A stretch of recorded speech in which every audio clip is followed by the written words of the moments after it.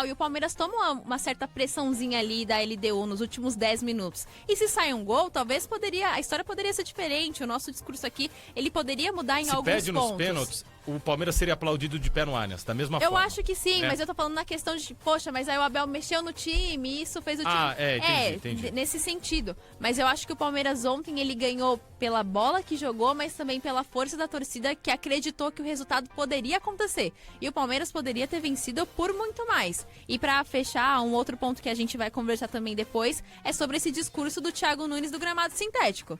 Me desculpa, o melhor trabalho dele foi no Atlético Paranaense, que era gramado sintético. E lá ele elogiava esse tipo de gramado. Então, pra mim, isso não é desculpa. Você tem que saber perder também. Assim como a gente já falou várias vezes sobre o Abel e outros treinadores que reclamam da bola, reclamam do gramado, reclamam de tudo, o Thiago Nunes tem que ter a humildade de reconhecer que o time dele não jogou nada. Ontem que o time dele entrou com o resultado debaixo do braço. O Palmeiras ganhou no mérito. Entrou eliminada. Com 3 minutos você via os caras, você falava, vai dar Palmeiras.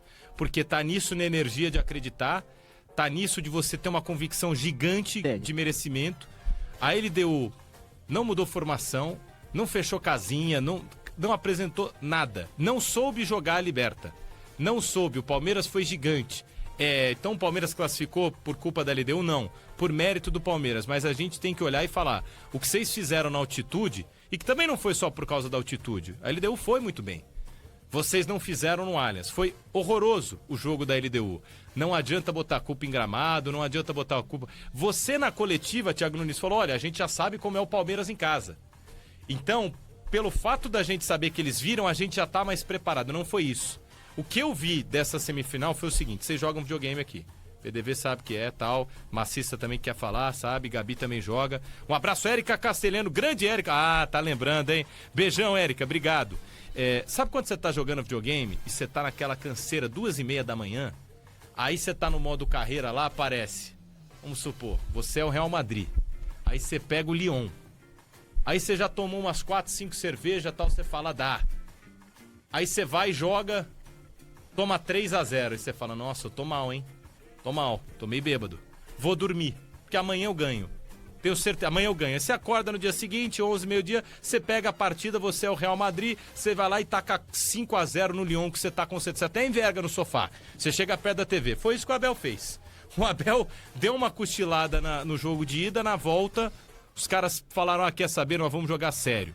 E tá na final, não foi sorte, pênalti foi pênalti, enfim, sintético não é desculpa. Thiago Nunes mereceu ser eliminado e o Palmeiras mereceu passar. Fala, Maciel. Como é que tá o Clube Penguin? Tá ótimo. Eu quero trazer uma discussão pra mesa por toda a história dele no Palmeiras e também por ontem. Seria o Abel Ferreira o maior ídolo da história do Palmeiras? O maior ídolo não, mas o maior treinador da história. Porque a questão da idolatria tem a ver com o que o cara joga, identificação com o clube. O Rafael Veiga, por exemplo, é mais ídolo pra muita gente do que o Abel Ferreira. Fala de Ele Veiga, é o maior tá treinador da história, mas não é o maior ídolo da história do Palmeiras. Ele, por exemplo, não tá na frente do Marcos. Não, ainda não tá. Ídolo é uma questão, acho que geracional. E também tem a questão pessoal. Tem os ídolos do clube, tem os ídolos da pessoa, né? Mas eu acho que nesse paralelo que você trouxe... O Edmundo é ídolo? O Edmundo é ídolo do Palmeiras. Por exemplo? O Edmundo é ídolo.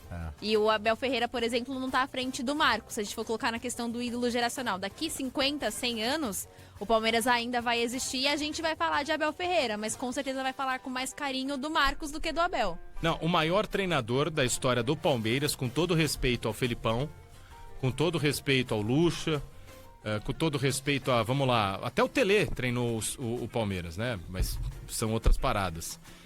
Com todo respeito a eles, até puxei outros nomes aqui que eu possa ter esquecido. O Oswaldo Brandão, então, era o treinador com mais títulos do Palmeiras. Desculpa, eu não ainda, os dois têm 10, tem né? 11, o Cuca foi muito forte uma época, mas não chega, não tá na canela do Abel, né? É o maior treinador. Ele é o maior treinador da história do Palmeiras. Vai ser uma das maiores, assim, perdas do campeonato e do Palmeiras se o Abel sair. Porque todo mundo é um número. Todo funcionário é um número, todo técnico é um número. Mas eu acho difícil a gente ver nessa década, numa amostra aí de 10 anos, um técnico que vai repetir o que o Abel está fazendo. O que eu quero dizer com isso? O Abel é o maior treinador da história do futebol? Não. Não, mas quando a gente vai ver um cenário desse? Um cara que chega, um cara que em 5 anos já tem 10 títulos? Ele tem 11. 11? Aí, ó. 11 títulos, dá uma média de 2 por ano. Se ele ganhar mais um, ele já garante a média de 2 por ano que vem. Então é assim, Abel Ferreira hoje, ouso dizer aqui, não é o técnico só mais concorrido aqui no nosso eixo, na América Latina, na América do Sul. Se você pegar Estados Unidos também, se você pegar México também. Em Portugal eu diria que é a mesma coisa. Na Arábia Saudita eu diria que é a mesma coisa, mas é pouco. Fique no Palmeiras ou vá para um Milan, vá para uma Inter de Milão, que eu ainda acho que é pouco também. Vá para um Arsenal. Uma Inter de Milão hoje está melhor que o Milan. Né? Então, entendeu? Vá para uma Juventus Premier League. esses dias também tava capenga de treinador, né? Demitiu o treinador, inclusive, essa semana. Você entendeu? O Porque que o Abel, é pouco para Abel Ferreira. O que o Abel vive no Palmeiras é o que, por exemplo, o Ferguson vivia no Manchester United, né? Uhum. E assim, é um cara que vira quase que um dono do clube, pelo menos na parte de futebol. Tanto que até hoje o Ferguson tá em todos os jogos do Manchester United, né? É que ele se aposentou. O Abel tem muita carreira pela frente, provavelmente vai treinar outros clubes. No futebol brasileiro não, mas na Europa tenho certeza que sim. Agora, ô Martelo, eu só queria trazer assim uma particularidade, porque, pô, quem acompanha aqui o Resenha, os programas, eu tenho uma opinião assim, eu até falei aqui esses dias, né, que eu queria ver uma final que não fosse brasileira, porque o Brasil vem dominando nos últimos anos, acho que falta um pouco de competitividade, mas eu fui contemplado, cara, porque essas semifinais, elas entregaram tanto, os dois jogos, de formas diferentes. O Flamengo na quarta entregou uma resistência, Foi mesmo. uma resiliência, Sim. diante jogador a de um menos. cenário hostil, com um jogador a menos. 41 minutos. Que eu voltei a sentir o espírito de Libertadores num jogo. Eu fiquei muito feliz com o jogo de quarta entre Racing e Flamengo, muito mesmo. E o Flamengo passou de forma merecida como manda o figurino de uma Libertadores. E aí ontem, cara, pô, a gente trabalha com futebol e às vezes eu fico meio desgostoso, eu não vou mentir não, tá? É que a gente acompanha tanto na PDV que parece que é só mais um jogo. Então assim, e tem tanta coisa. Cara, tem vezes aqui que a gente vem, Gabi, e a gente só fala de arbitragem, a gente só fala de como o futebol é desorganizado, a gente só fala de como os jogos são ruins.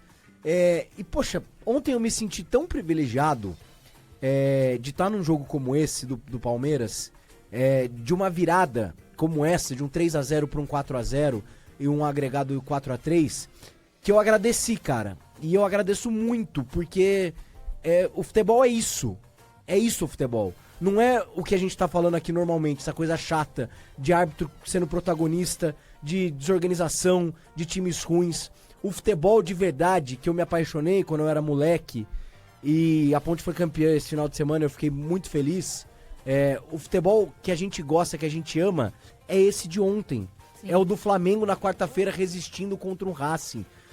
Então, poxa, como ontem eu cheguei em casa, depois de ter trabalhado surdo de um ouvido, sabendo que eu ia acordar 5 da manhã com o Santiago, que a Ingrid vai trabalhar, o Santiago acorda cedo. Tá reclamando, irmão? Não, eu tava feliz, eu fui dormir feliz, eu não conseguia desligar. Você sentiu a liberta por conta de novo. eu voltei a sentir, não só a Libertadores, o futebol. O futebol. Eu tava sentindo falta de sentir o futebol. Tava muito prazer pra você. Muito chato. Chato, também muito acho. chato. E a gente não tá falando de arbitragem muito hoje. chato. Olha, porque eu achei a arbitragem do Vilmar Roldan boa, cara. Não, foi bacana. Okay. Foi bacana.